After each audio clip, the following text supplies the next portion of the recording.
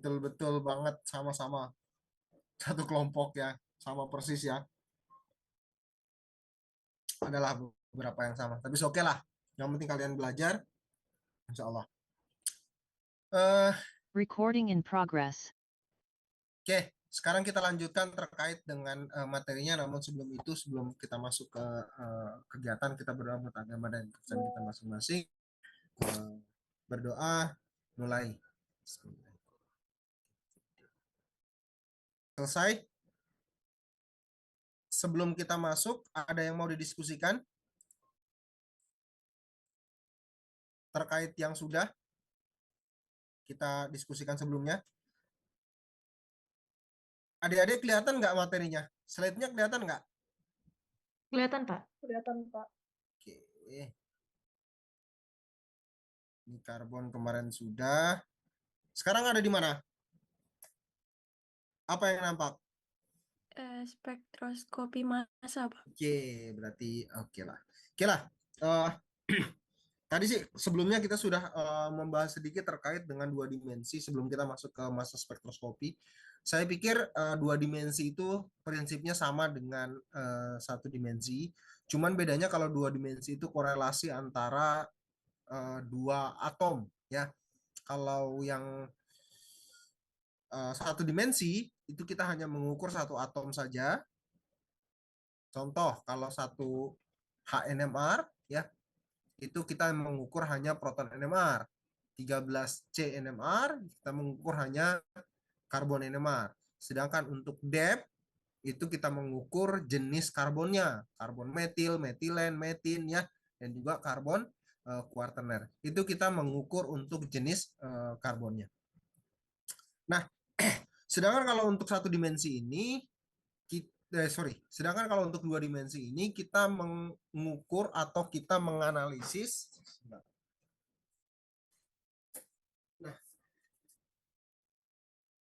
apa?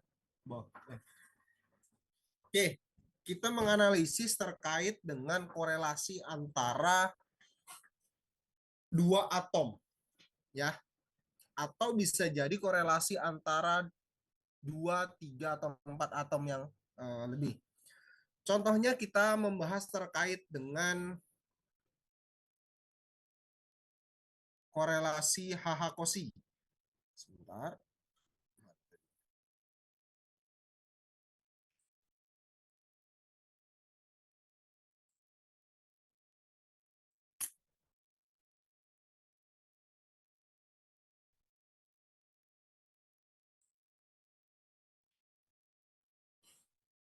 Oke, kita membahas korelasi terkait dengan HH kosi.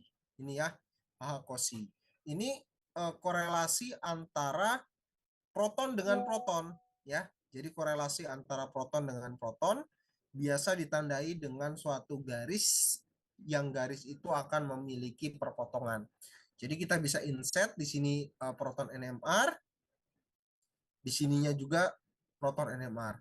Yang namanya korelasi antara proton dan proton berarti yang kita masukkan ke dalam dua sumbunya yaitu sama-sama proton ya. Di sumbu X-nya proton, di sumbu Y-nya juga proton. Sedangkan kalau untuk dua dimensi ini selain sumbu X dan Y ada juga sumbu Z. Sumbu Z ini sumbu perpotongan. Ini dia. Perpotongan antara X dan Y. Nah, di dalam perpotongan ini nanti dia akan memiliki sudut yang sama, ya, akan memiliki apa namanya jarak yang sama, akan memiliki perpotongan yang sama. Dari perpotongan yang sama dan bentuk yang sama itu kemudian nanti kita akan pastikan bahwa dia memiliki korelasi. Contohnya contohnya ini ya, ada korelasi antara proton yang di sini, ini proton yang di sini dengan proton yang di sini. Kenapa? Karena ada korelasi nih di sini ya, proton yang ini dengan proton yang di sini. Kelihatan nggak kursornya? Nah, antara proton yang ini, wih besarnya, dengan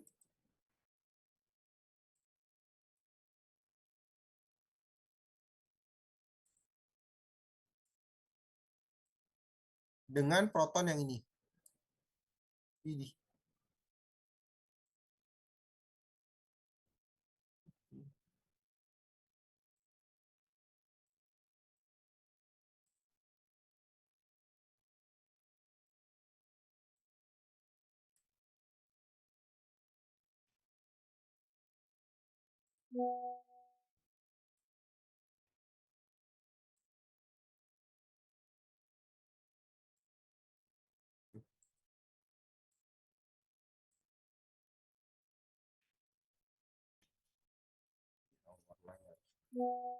Oke.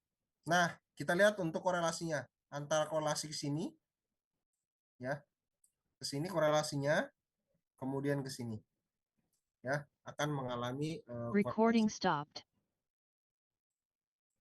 Recording in progress.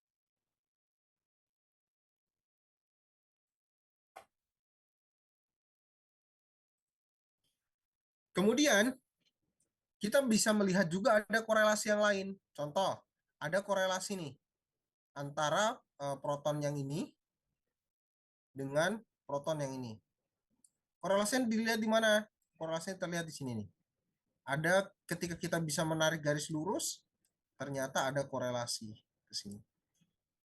Selain itu, ada juga posisinya di sini nih korelasinya, ya. Ini ke sini dengan ini dari sini ke sini. Ada korelasi juga dia. Ya. Nah, dari korelasi-korelasi ini baru kita bisa menghubungkan nanti kosi, ya. Nah, kosi ini tujuannya apa? Yaitu korelasi antara satu ruang yang sama, ya, untuk proses kedekatannya. Contoh. Nah, ada korelasi antara CH3 yang ini dengan proton yang ada di CH2 yang ini. Ya, yang ini. Ada korelasi antara proton dengan proton. Itu untuk kosi. Terus kemudian ini contoh lain ya, contoh lain, ini senyawanya contoh lain. Ini ada korelasi juga yang ini, ya. Ini titik sumbu Z, Z-nya, ini Y-nya, ini X-nya. Bisa kita lihat, bisa kita pastikan. Kemudian ini contoh-contoh yang lain, saya pikir bisa dilihat nanti, bisa sambil dipelajari. Ini kalau sudah kompleks nih, kita tarik dulu garis Z-nya. Ini kan ada korelasi nih. Saat lurus ke sini, ini juga lurus ke sini. Artinya apa? Artinya berarti ada korelasi nih antara ini. Ya, antara dua hal ini memiliki korelasi. Memiliki hubungan, ya. Ini ke sini.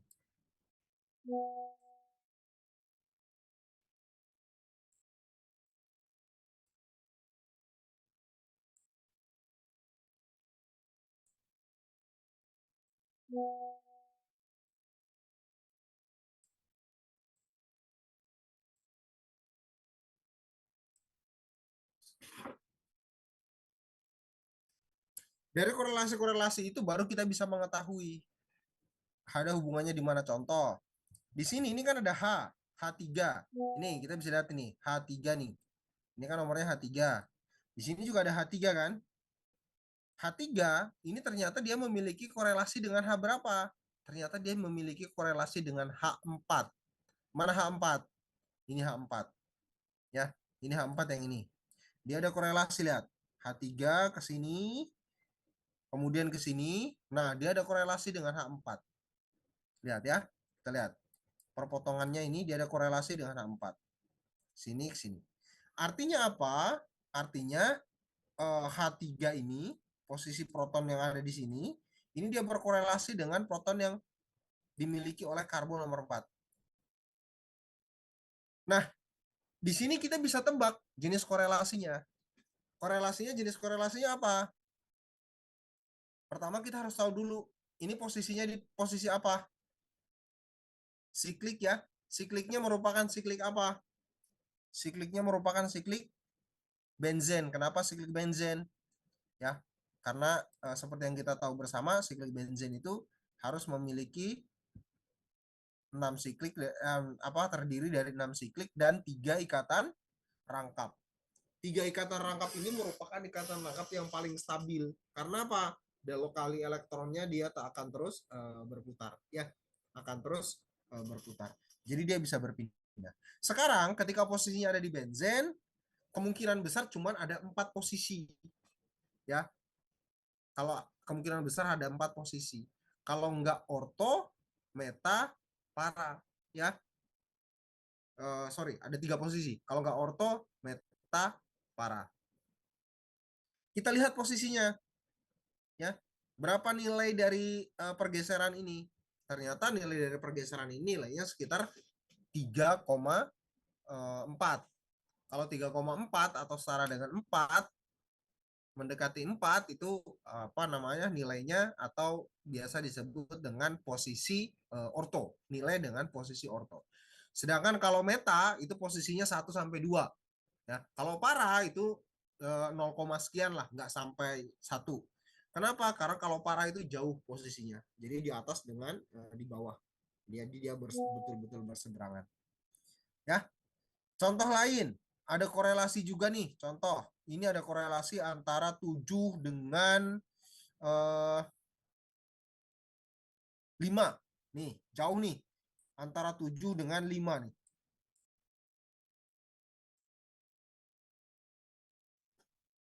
Nih, antara 7 dengan 5. Ini 7 di sini, 5 di sini. Posisinya berapa? 7 dengan 5 nih posisinya. 1, 3. Berarti posisinya meta. Meta itu tadi nilainya berapa? Sekitaran 2. Makanya dia lebih rigid, lebih apa namanya, lebih mepet, ya. Ini nih yang nomor 5 nih, yang ini H5, ini yang ini. Doublet tapi nilainya kecil banget, ya.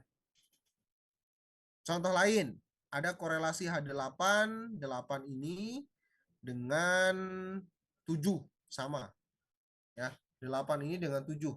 Yang ini tadi, ya. Ini 8 dengan 7. Ke sini dia korelasinya. Ini dia. Nah, ini dia korelasinya 8 dengan 7. Ini ke sini, ini ke sini. Ya. 8 dengan 7. Ada korelasi 8 dengan 7. 8 dengan 5 nggak kelihatan. Kenapa? Karena jauh banget. Ini 8 dengan 5 di sini. Kecil nih. Ini kan kecil nih. Ini yang titik ini nih. Ini ada korelasi antara 8 dengan 5. Tapi dia singlet enggak doublet, enggak muncul doublet. Kenapa? Karena dia posisinya parah, ya. Ini posisinya parah. Oke. Itu untuk COSI. Sekarang noisy. Tadi ketika kita berbicara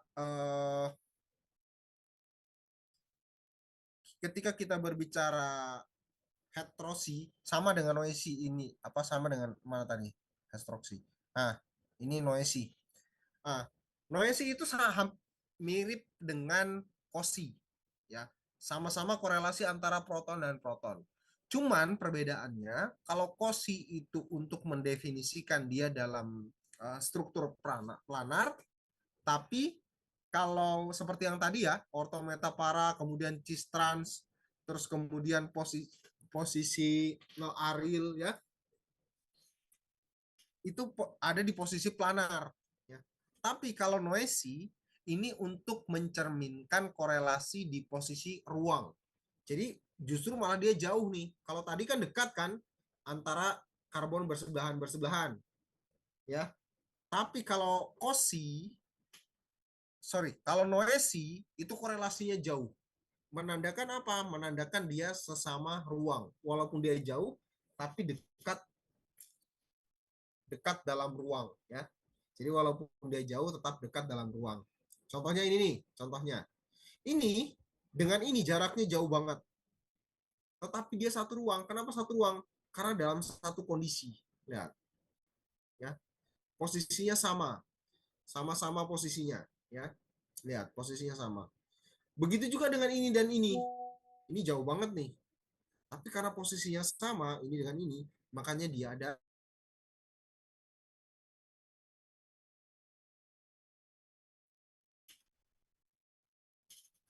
Nah, noisy juga karena dia konformasinya merupakan konformasi ruang, maka disebut juga dia digunakan konformasi absolut relatif, ya.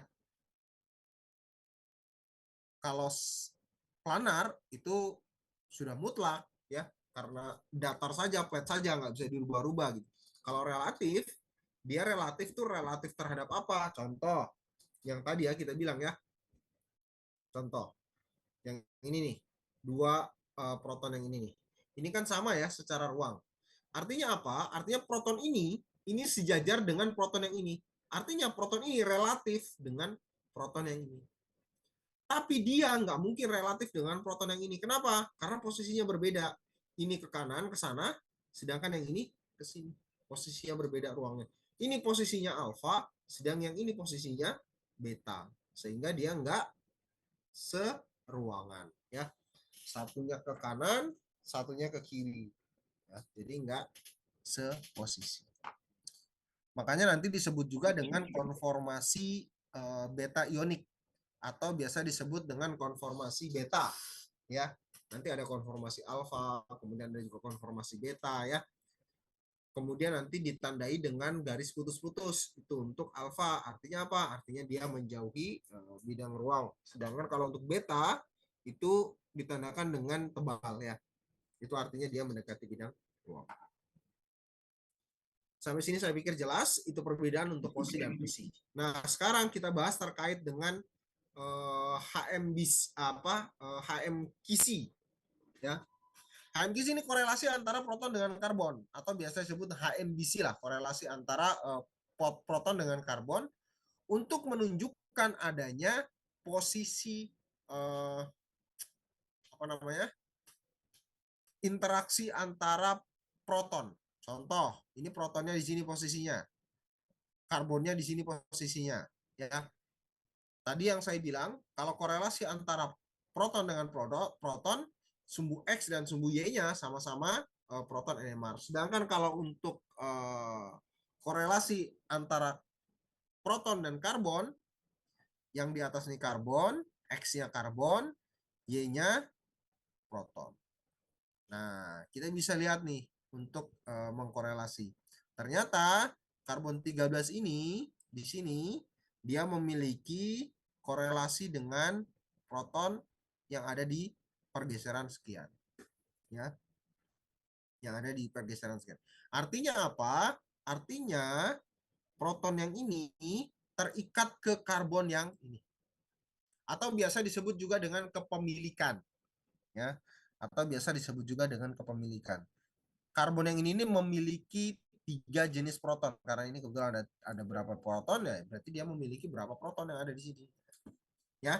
Itu heterotoksi atau biasa disebut dengan HMKC ya, kepemilikan. Contoh lain ini, contohnya ya, contoh lain ada korelasinya nih. Ini satu kepemilikan, yang ini karbonnya, ini karbon ya, ini protonnya ke sini gitu ya. Artinya dia kepemilikan untuk posisi ini. Ini karbonnya yang ini, korelasinya ke sini gitu ya. Ini yang ini metil ini ya, korelasinya ke sini. Kemudian yang ini korelasinya ke sini. Ini dua, korelasinya ke sini. Ya. Itu untuk HMKC ya, kepemilikan. Beda dengan HMBC ya. Kalau HMBC itu, ini HMKC tadi ya, heterodoksi ya. Sekarang kita berbicara tentang HMKC. Nah, HMKC itu terkait dengan posisi. Jadi dia itu punya korelasi yang banyak. Kalau tadi kan korelasinya hanya satu-satu kan, ini dia memiliki korelasi yang banyak nih. Kalau HMBC itu ada satu karbon, dia korelasinya ke banyak proton. Artinya apa? Artinya karbon itu ada di posisi yang tepat. Contoh, kita untuk menentukan adanya metoksi, kita harus cari dulu karbon yang di sini harus berkorelasi dengan metil CH3 yang ada di sini. Dia harus memiliki korelasi nih. Baru kita bisa katakan metoksi ini, OCH3 ini tepat terletak di karbon nomor 7. Ini karbon nomor 7, ini karbon nomor 6, ini karbon nomor 6, ini karbon nomor 7. Ya. Maka kita bisa pastikan hidroksil ini berkorelasi dengan karbon nomor 7. Kenapa? Karena adanya korelasi dari metoksi ini ke sini, ya, ke karbon. Terus kemudian, nah ini contohnya saya pikir lah bisa. Saya pikir kalau untuk 2 dimensi hanya itu aja ada 4. Saya pikir nggak begitu terlalu susah saja, cuman kita memang nanti kepemilihannya yang agak repot. Kalau teorinya sih saya pikir nggak susah. Yang pertama terkait dengan kosi. Kosi itu korelasi antara proton dan proton, tetapi dia itu untuk menunjukkan keterikatan, kedekatan ya dalam kondisi planar. Hubungannya. Hubungan itu kan ada, kan tadi kan kita berbicara hubungan kedekatan itu pertama adanya di benzen. Kalau di benzen itu kemungkinannya hanya ada 3. Yang kedua ada olefenik, ya. Olefenik ini ikatan rangkap, double bond.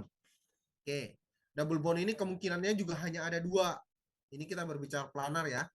Kalau di benzen tadi kemungkinannya ada 3, orto, meta, para. Kalau di olefenik itu ikatan rangkap, double bond, itu kemungkinannya ada 2, cis dan trans. Ya. Terus kemudian kalau di aril itu kemungkinannya posisinya bisa doublet, singlet, atau bisa juga doublet of double doublet. Ya. Itu untuk yang di planar. Kemudian kalau untuk yang di 2 dimensi, yang di ruang, konformasi ruang seperti yang tadi noisy, ya itu ada 4 posisi. Ya, jadi kalau konformasinya kursi perahu yang kalian ingat tuh ada aksial-aksial, aksial ekuatorial, ekuatorial-ekuatorial, dan ekuatorial aksial. Ya, sebagian ilmuwan mengatakan bahwa aksial ekuatorial dengan ekuatorial aksial itu memiliki pergeseran yang sama. Kenapa? Karena memiliki korelasi yang sama, cuman penyebutannya yang berbeda. Ini aksial yang disebutkan duluan, sedangkan yang di sini eh, non aksial yang disebutkan duluan. Ekuatorial ya, aksial ekuatorial. Oke, saya pikir oke. Nah, untuk 2 dimensi ada yang mau didiskusikan? Ada yang mau ditanyakan? Hari ini kita agak cepat ya, kebetulan saya nanti kemalaman juga ya, kalian juga nanti kemalaman. Ada yang mau didiskusikan? Kalau tidak ada yang ditanyakan terkait dengan 2 dimensi, nanti kita lebih lebih enaknya nanti kita pada saat praktikum kering. Nanti pada saat kita praktikum kering kita akan banyak membahas terkait dengan spektroskopi. Kalau nggak ada, siap apa, Dek? Sebelumnya mohon maaf Pak, sepertinya tadi Bapak udah jelasin, tapi jalan saya kurang baik, jadi tadi suaranya putus-putus terkait atau yang dia tuh satu ruang, dia jaraknya jauh, tapi dia dalam satu, terus dia arahnya sama, itu termasuk noisy kan? Ya, itu masuk dalam noisy, korelasi noisy namanya. Kalau kosi itu dia planar dan jaraknya nggak jauh kalau noisy. Kalau kosi, sorry. Kalau kosi itu planar, jaraknya itu nggak jauh. Ya, jaraknya itu nggak jauh. Yang paling jauh itu 1,4, itu pun di posisi benzen. Kalau di posisi orto itu 1 jaraknya, meta 2 jaraknya, kalau para jaraknya 3, jadi antara 3 karbon. Ya, itu yang paling jauh. Tapi kalau untuk yang noisy, ini jaraknya bisa jauh banget nih. Bisa dari ujung ketemu ujung, ya jaraknya. Bisa dari ujung ini ketemu ujung ini gitu. Bisa jauh banget jaraknya. Karena kalau noisy itu konformasinya konformasi ruang, ya. Yang penting dia menempati ruang yang sama, bisa jadi dia mengalami korelasi, ya. Sama halnya kita dalam satu ruang, ya. Kita dalam satu ruang tertentu yang memang kita bisa berdiskusi, ya. Kita bisa berlihat, kita bisa saling melihat gitu ya. Apalagi kalau kita dalam satu kelas, dalam satu ruang yang sama, dan dalam satu ruang itu kita sejajar, ya. Walaupun satunya di ujung sebelah kiri, satunya di ujung sebelah kanan, jadi kita bisa saling melihat. Ya. Seperti itu. Ada lagi yang mau ditanyakan?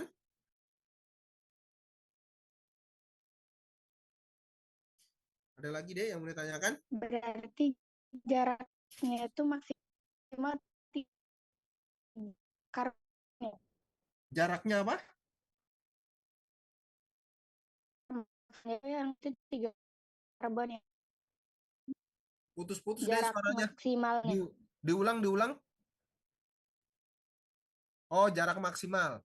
Kalau noisy tidak ada jarak maksimal. Kalau kosi, jarak maksimalnya 3. Dia terjadi di benzen yang posisi para. Kalau kosi, kalau noisy nggak ada jarak. Kalau ruang nggak ada jarak. Kalau yang planar ada jaraknya. Maksimal 3 karbon. Ya, itu pun posisinya ada di benzen, di posisi para. Ada lagi? Baik, Pak. Terima kasih banyak, Pak. Oke, sama.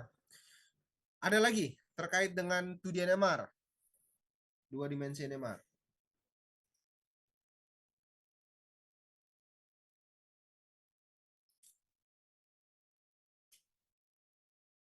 Kalau tidak ada, sekarang kita ke massa spektroskopi. Nah, seperti yang sudah kita diskusikan sebelumnya, massa spektroskopi ini terkait dengan 3 hal. Yang pertama, kita untuk menentukan rumus molekulnya. Yang kedua, untuk menentukan berat molekulnya. Ya, jadi rumus molekul dan berat molekul. Berat molekulnya berapa nih? Molekul weight-nya, beratnya. Oh, beratnya 400 sekian. Rumus molekulnya C26, H32O4. Contoh ya, contoh. Contoh seperti itu untuk berat molekulnya. Dan yang ketiga, yaitu untuk mengetahui tadi ya, fragmentasi yang sudah kita diskusikan sebelum-sebelumnya, fragmentasi. Setidaknya MS itu mengetahui itu. Ya. Namun dalam realnya MS itu ternyata juga kita bisa mengetahui derajat ketidakjenuhan, ya. Tapi itu berhubungan dengan 2 hal itu tadi, ya. Derajat ketidakjenuhan itu nanti akan dihubungkan dengan berapa kerangka siklik yang ada di dalam senyawa tersebut, ya. Derajat ketidakjenuhan nanti membantu juga untuk kita memperoleh jenis kerangka senyawa kita. Contoh, derajat ketidakjenuhan itu hanya ada 2 hal yang terkait dengan derajat ketidakjenuhan. Yang pertama olivenic, ikatan rangkap, P, atau yang kedua siklik. Itu saja yang akan memunculkan derajat ketidakjenuhan. Ketika kita mendapatkan nih contoh ada 8 derajat ketidakjenuhan. Ketika 8 derajat ketidakjenuhan, bisa jadi ke-8-8-nya itu olivenic, ikatan P, atau setengahnya ikatan P, setengahnya ikatan rangkap. Sehingga kita perlu combine dengan yang lain. Kita bisa lihat, oh ternyata untuk dinilai karbon, ikatan P yang di atas 100 hanya ada 6. Oh sorry, nilai pergeseran karbon yang memiliki ikatan P, yang terdeteksi ikatan P, kan kemarin kita sudah ingat ya, yang terdeteksi ikatan P itu pergeserannya di atas 100. Ketika ada 6 yang di atas 100, oh itu sudah pasti tuh ikatan P. Contoh nih, kita dapat 6 yang di atas 100. 6 karbon yang pergeserannya di atas 100. Kalau 6 karbon di atas 100 berarti berapa banyak ikatan P-nya? Siapa yang bisa jawab? 6 karbon. Berarti berapa banyak ikatan Pi-nya? Ikatan Pi itu terhubung antara berapa karbon? Yang namanya ikatan itu terhubung antara berapa karbon? Ikatan.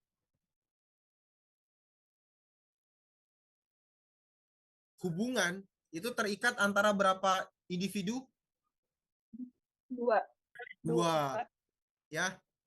Hubungan itu minimal 2 individu. Kalau 1 individu itu bukan hubungan namanya ya. Makanya ketika kita berbicara terkait dengan hubungan, ya kita pun sebagai manusia nggak bisa dipaksakan. Hubungan itu harus berjalan dari kedua belah pihak, ya. Kalau hanya sendiri yang menyukai, bukan hubungan namanya, obsesi, ya.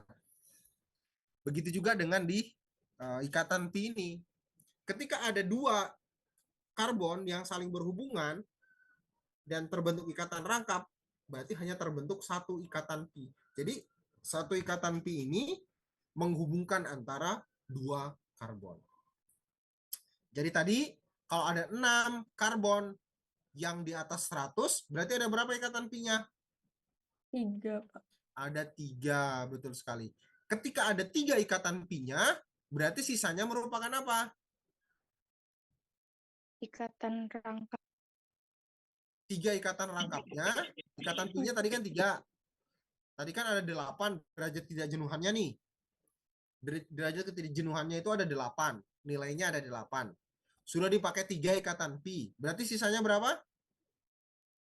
Sisanya 5. Berarti 5 ini kepemilikan apa? Mengilustrasikan adanya apa 5 ini? 3 sudah dipakai ikatan pi. 5 ini mengilustrasikan apa? Saya ulangi. Derajat ketidakjenuhan ini menandakan adanya 2 hal. Yang pertama, ikatan pi, dan yang kedua, adanya siklik. Kalau ikatan pi-nya ada 3, berarti 5-nya merupakan Siklik. Siklik, Pak. Berarti sikliknya ada 5. 5. Entah itu siklik 3, siklik 4, siklik 5, tetrasiklik, ataupun pentasiklik, dan segala macam. Yang penting bentuknya siklik. Itu terhitung satu siklik. Berarti ada 5 siklik nih. Bisa jadi 5 sikliknya merupakan siklik benzen atau siklik epoksi atau apapun. Nah, itu bisa jadi. Ya. Dari situ bisa kita lihat, oh ternyata ada beberapa siklik, ya. Dari prediksi-prediksi itu kita bisa lihat nih, kita bisa interpretasi. Ternyata bentuk senyawa kita ini terdiri atas 5 siklik dan 3 ikatan rangka. Di situ bisa kita lihat. Oke, kita lanjut. Saya pikir kalau untuk mengetahui rumus molekul dan massa, saya pikir nggak begitu terlalu susah ya, karena dari masing-masing atom itu ada berat molekulnya. Contoh nih, H2O. H itu kan ada berat molekulnya ada 1. Ya. O itu 16. Sorry, O 12 ya. O itu 12. Sehingga H2O itu beratnya 14. Ya.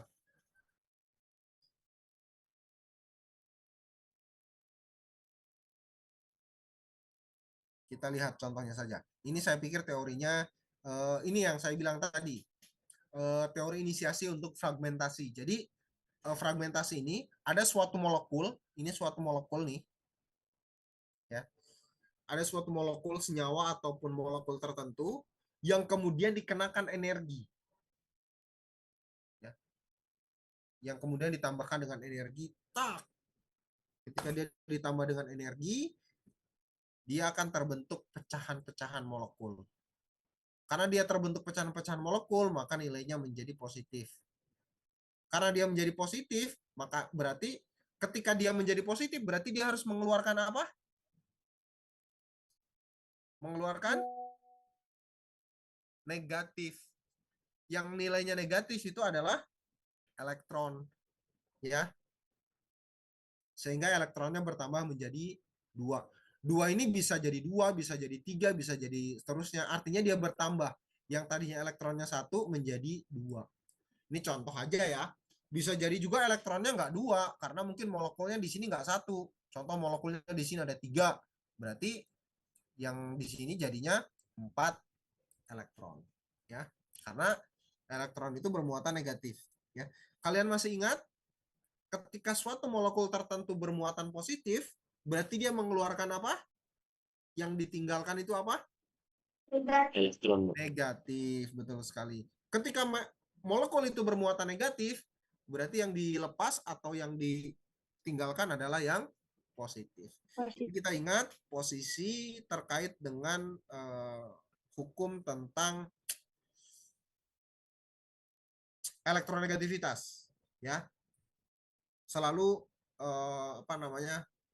Berlawanan, ya. Positif, negatif.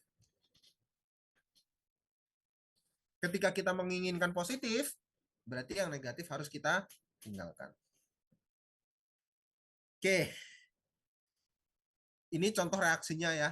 Contoh reaksi. Ini reaksinya N elektron. N ini tadi ikatan rangkap ya. Ini tadi ikatan rangkap. N itu ikatan rangkap. Artinya apa? Artinya ikatan rangkap ini hilang. Ya. Artinya ikatan rangkapnya ini hilang. Keluar. Makanya dinamakan N elektron. Artinya apa? Elektronnya berasal dari pasangan elektron bebas. Ini. Selalu kita sudah bilang kan, N itu berasal dari apa namanya? Karbonil. C double bond O. Ketika kita berbicara dengan C double bond O,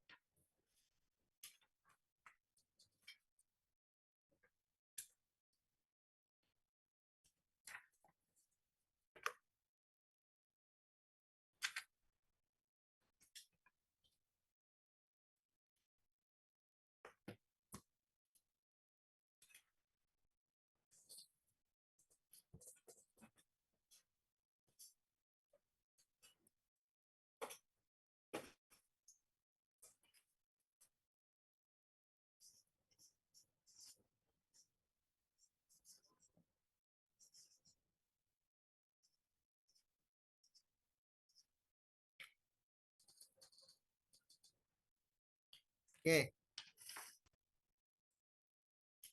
Sebentar.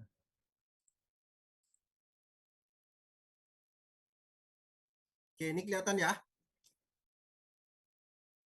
Ketika kita berbicara C double bond O, ini di sini oksigennya ada dua pasangan elektron bebas. Kelihatan nggak? Elektron bebas ini dia dilambangkan dengan N. Maka nanti akan ditulis dengan N elektron. Artinya elektron ini berasal dari pasangan elektron bebas, berasal dari N.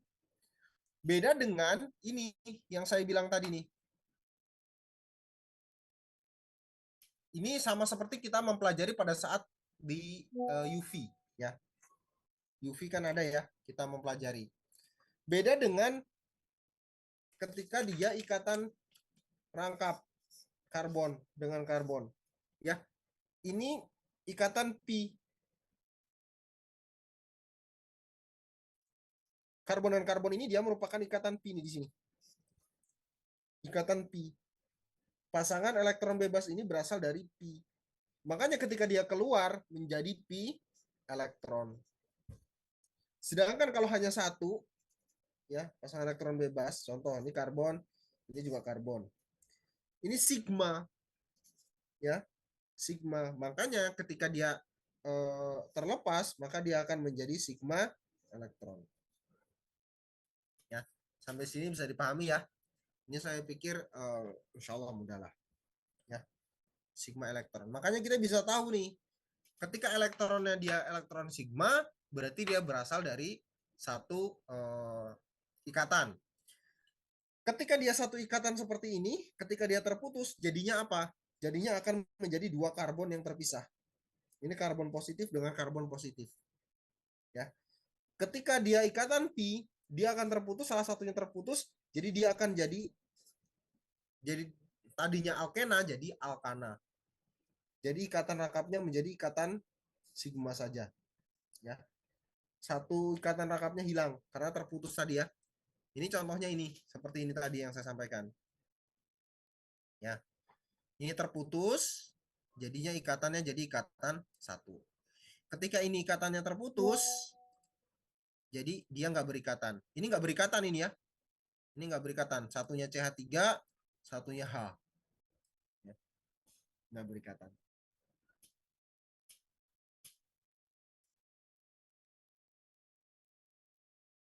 Sampai sini bisa dipahami?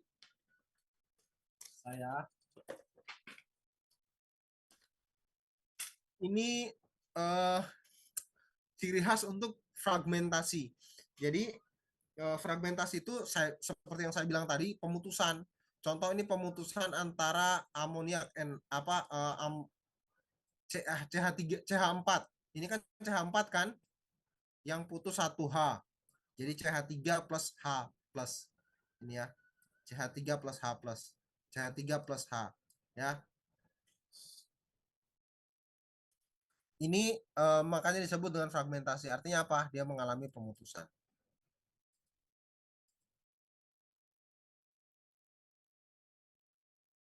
Oke, contoh lain lagi. Contoh lain, contoh seperti ini.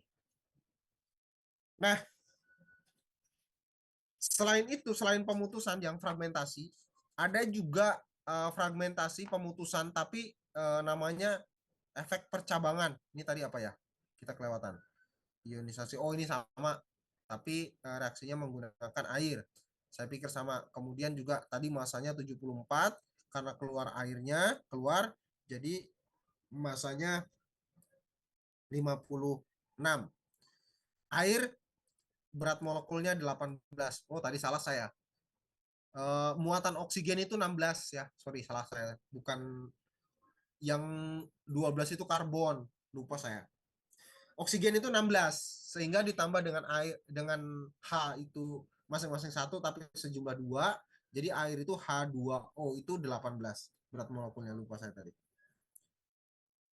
Oke, sehingga 18 ini keluar, airnya keluar sehingga sisa 56 yang tadinya 74 ya. Ini artinya fragmentasi, berarti pemutusan air.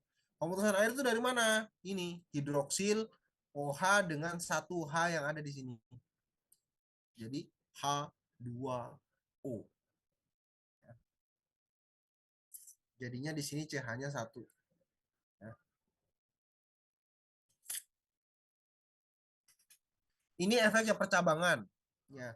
Ketika ada efek percabangan, ya, biasanya yang akan diambil itu adalah yang rantai lurusnya. Yang ini nih yang akan diambil. Kenapa? Karena ketika dia membentuk sudut, ya, ketika dia membentuk sudut, contoh sekarang seperti ini. Ketika kalian memotong kayu nih, enaknya kayu yang membentuk sudut yang kalian potong atau kayu yang panjang yang kalian potong, yang lebih mudah untuk dipotong?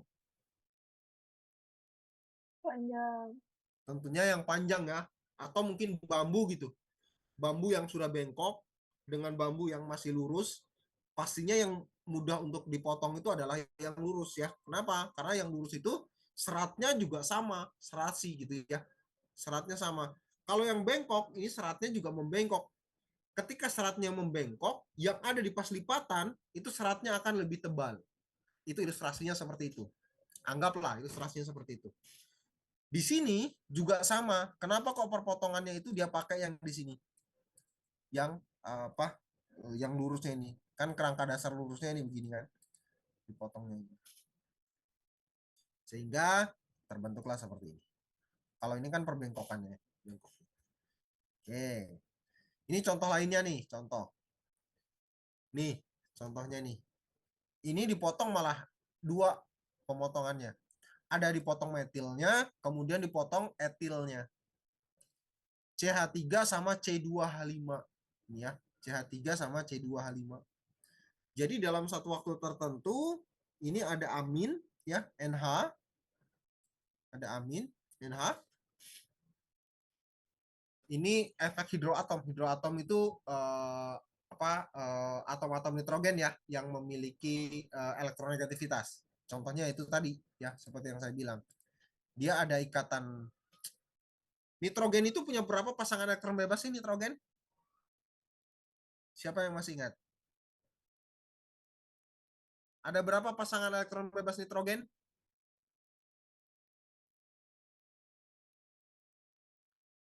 Ada 1 pasangan elektron bebas. Berapa kulit terluar nitrogen? Ada 5 kulit terluar, 3-nya digunakan untuk berikatan, 2-nya membentuk pasangan elektron.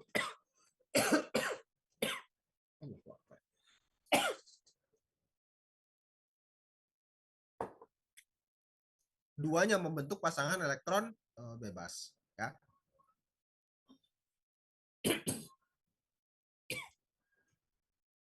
Duanya membentuk pasangan elektron bebas.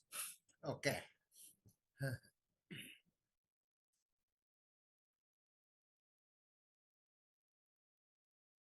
Ketika dia putusnya C2H5, massa molekulnya jadi 58. Kenapa? Karena dia hilang ini ya.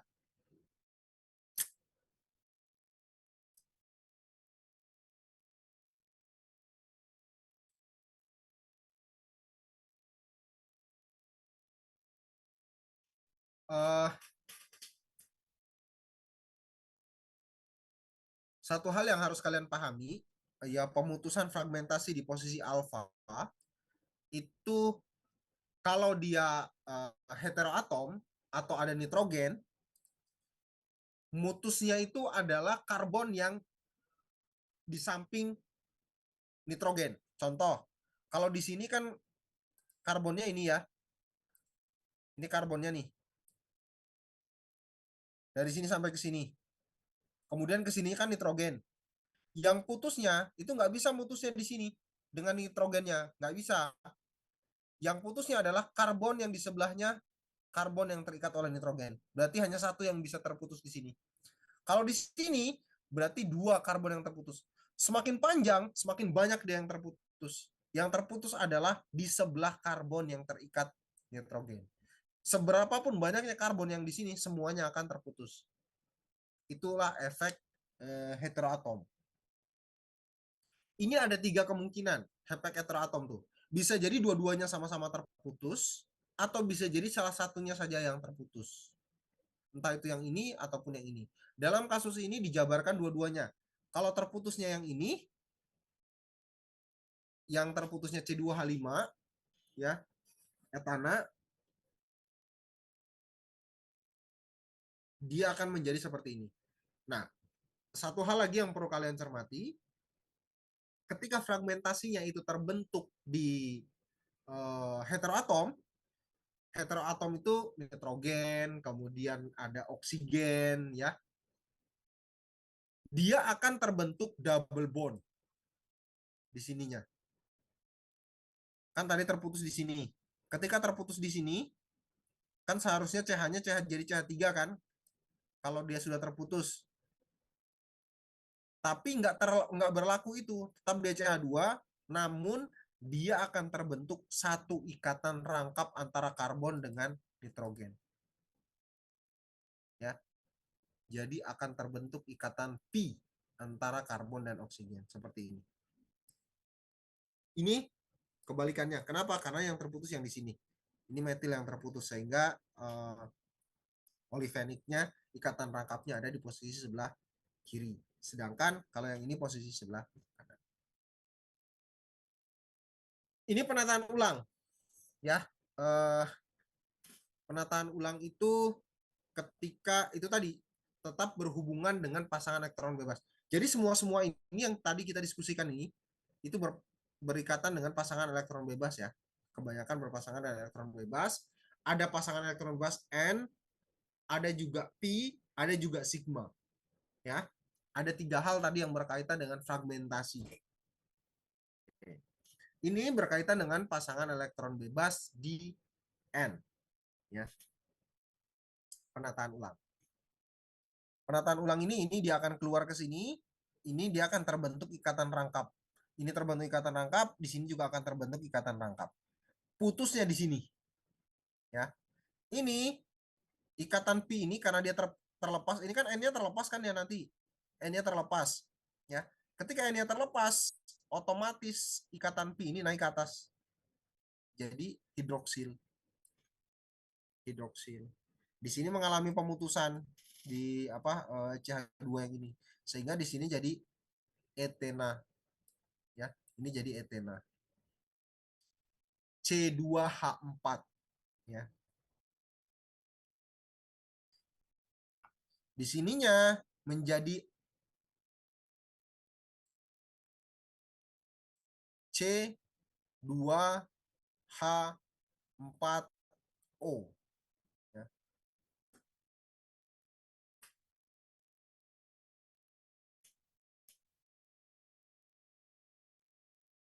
Penataan ulang. eh, nah ini tadi yang saya bilang apa namanya hidroatom, hukum nitrogen ya. Seperti tadi yang saya jelaskan ya, pemecahannya itu di sebelah karbon yang terikat nitrogen. Itu tadi hukumnya.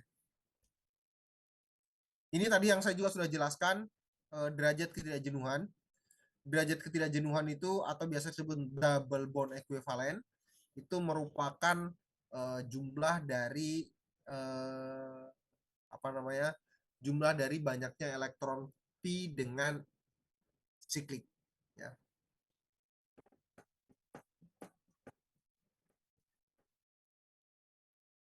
X ini halogen ini contohnya Cl, blur dan segala macam.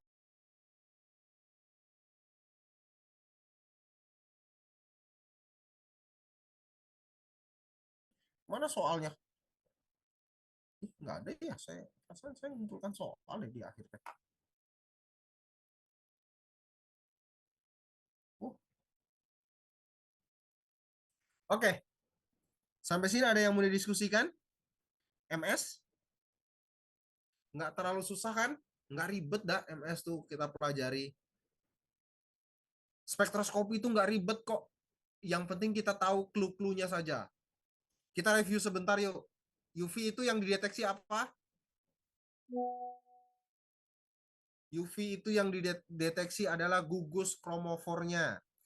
Terdeteksinya gugus kromofor karena adanya apa? Kromofor itu terbentuk karena adanya elektron pi. Ya, karena adanya elektron pi.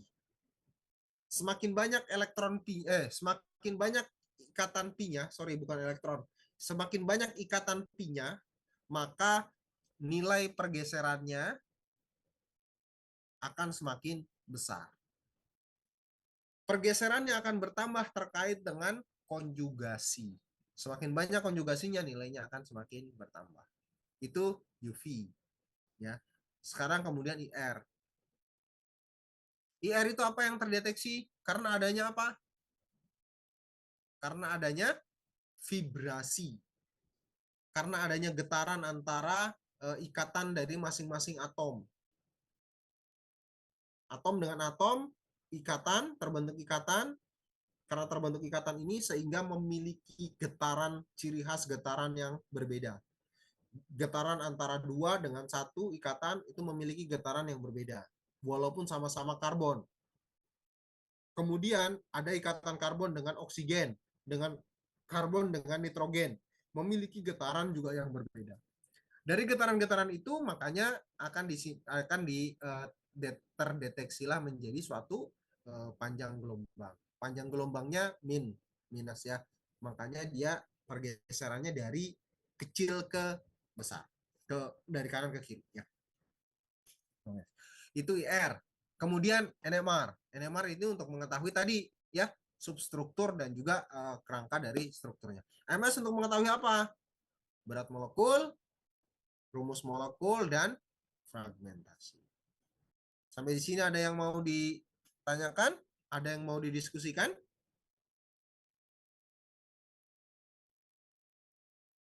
Silahkan. Halo. PR semuanya sudah ngumpul ya?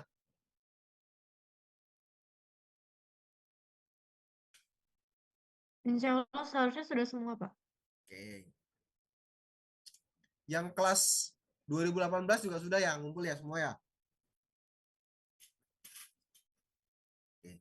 Kalau tidak ada, seharusnya tadi kita bahas soal ya. Nggak ada tapi saya lupa nulisnya di sini. Di bawahnya. Oke lah, nggak apa-apa. Pertemuan berikutnya mau di hari Kamis ini juga. Seperti ini juga. Sekali lagi nggak apa-apa lah ya. Atau mau ganti hari lain.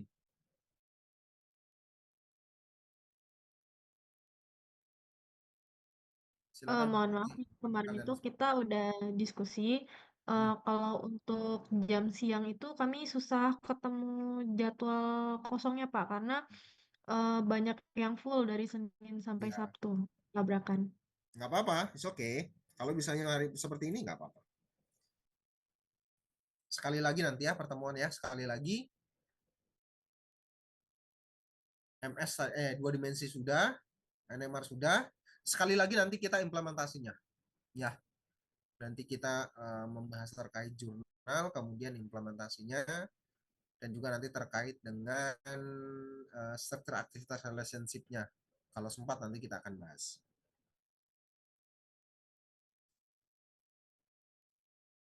Ada lagi yang mau didiskusikan? Kalau tidak ada, saya pikir hari ini cukup sampai di sini. Ya.